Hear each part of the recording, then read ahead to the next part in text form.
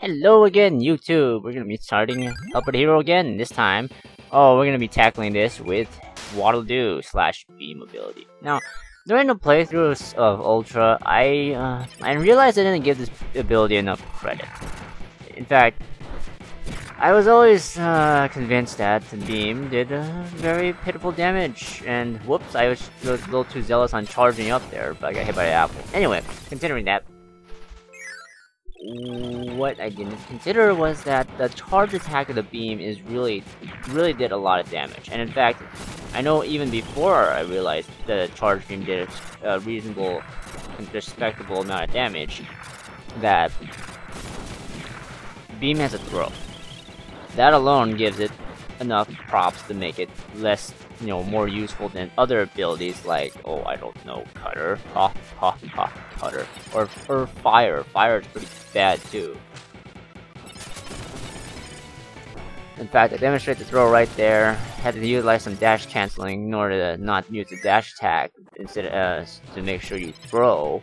But Crackle is a perfect victim for the grabs and the throws. In fact, I grab the Waddle Doo, throw it away, and yeah, you gotta be careful so I don't run into Crackle. And then I grab the next Waddle Doo and finish off Crackle. You are done. You are done. You win. Okay. King DDD. I can just spam the beams, yeah, the charge beams. I think I could have gotten away with using a throw. In fact, I tried to do this here, but I cornered myself, which is pretty bad. But either way, DDD just stands there like an idiot, or sits there like an idiot. And I finish it off with a whip. We are finished. Off to the next boss, Dynablade. Oh boy. Now, with the way how Dynablade's attacks are set up, you can grab the stars and throw it immediately for some free damage. In fact, throwing the stars like that makes it so much easier. And I try to position myself to do something clever with a charge shot. That didn't work. I took an extra hit without even necessary. That wasn't even necessary. Anyway, here is Fatty Whale. Let us be careful here. And I didn't even get a single hit off of him. I'm sad. I didn't even notice how much damage I took, but I was thinking I had to grab the rock and try and toss it at him, but whoops, positioning error. That's alright. We'll just toss him like this. The fish over there. Wait for Fatty Whale. There he is. And we'll just charge up, charge up, charge up, charge up, charge up. Oh no, he's gonna crash him in. But that's okay. The slide does everything for me. He's gonna come across the screen one more time, and I know I can finish him off in this run. At least I'm pretty sure I can. And that is confirmed. That is confirmed. Fatty Whale has been eliminated. Off to the next boss, Gamelio Arm. However, I was endangered there with the last hit, so just for safety, I take a tomato and charge up for Gamelio Arm. Hello, Gamelio Arm. What's up? He tries to eat me, but yeah. See, his attack kind of so predictable. Instead of tossing them paintballs so immediately, he goes invisible, which doesn't really last that long, and finish him off with one more shot. There you go, bye Gamelio Arm.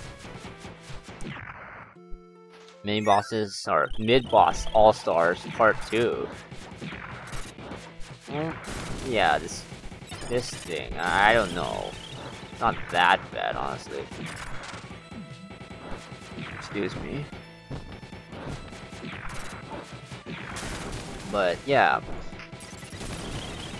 Pretty much the strategy for Beam most of the time is to charge up the charge shot. Now some cases like Dynablade, you can't utilize the charge shot because they're mostly in the air.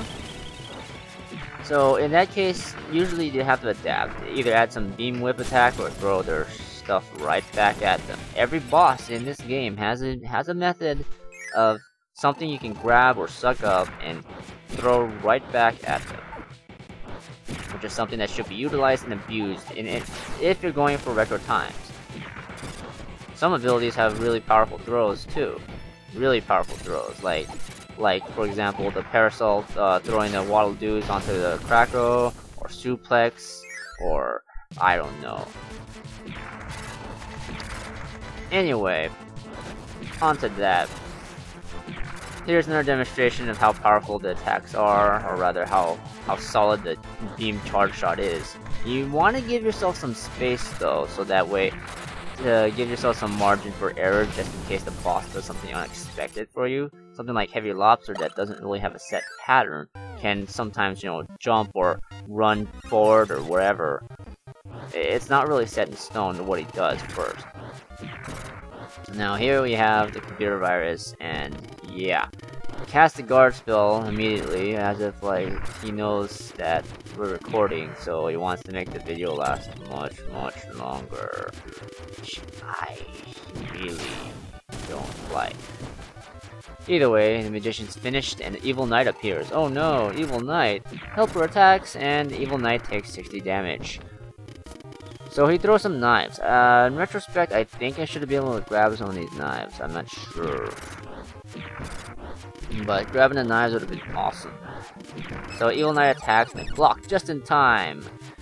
Just in time. And I need my charge shot ready to charge shots galore. And he stores up power, which is nice, I guess, because he's not defending. That's good, so not enough time wasted. Great Dragon appears. And yeah, with the Great Dragon, if you haven't noticed already, and he's defending again, the Great Dragon's hitbox for attacks to hit him is actually a little bit larger than the Magician and the Evil Knight. With that considered, I can get 2 attacks, or rather the second, if I launch 2 charge shots, the second one, or first one, whichever one will be, can get 2 hits off on the Great Dragon. This is important, because getting every hit counts. Because if I didn't finish him off with that last blast, that did 2 hits, then I have to wait and sit through another turn of whatever he'd do, like petrifying himself or something stupid like that. Either way, here we are to Meta Knights. And yeah, I'm not really too concerned about Meta Knight. I could trade hits, pretty sure. Grab the star or not, I forgot to. Because I didn't know how to grab stars. I forgot completely how to grab. Like, what's a grab? I grabbed this one, and I wait for him to rush toward me, but he's not, so I just tossed one more plasma beam shot, and Meta Knight's finished. That wasn't so hard. So, for preparation for Wham Bam Jewel, you can get the tomato, and here we are, Wham Bam Rock. We are ready. We are ready with ready. And yeah, I got a little too close and overzealous there. I shouldn't have jumped up there to attack the hand. In fact, I shouldn't have moved toward him too close. So I grab the rock, get ready to throw that thing right at him, and there you go. Now, the thing to note about a lot of throws is that when you're grabbing something, you are invincible to the whole duration that you were grabbing it. Some abilities don't provide this, but others do. Beam is one of them. I'm pretty sure it's one. I know Suplex is another. I'm not sure about Fighter. Ice is not one, I'm pretty sure Yo-Yo is not one, and even then that has a timer. And some abilities have their throws activate automatically, like Parasol, Wing, not Wing, technically do, and Jet. Either way, we'll get to those when we get to it. But the strategy here is wait for the hand to come down, and then follow up with either a beam whip or whatever. Probably the whip most of the time because of the how much range it has. It has a lot of range, but it's weak.